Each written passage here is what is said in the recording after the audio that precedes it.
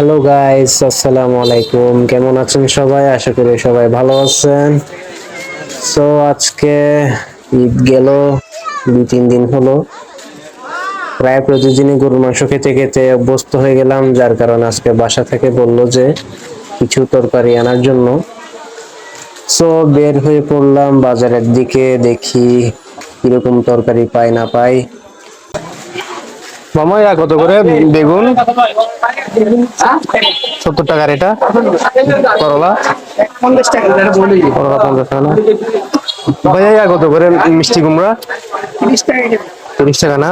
দেখতেই পাচ্ছেন গাইস, বর্তমানে ঈদের সিজন হওয়াতে সব তরকারির কিন্তু দাম তুলনামূলক অনেক কম। আপনারাও চাইলে এখন তরকারি বেশ কিছু নিয়ে রাখতে পারেন।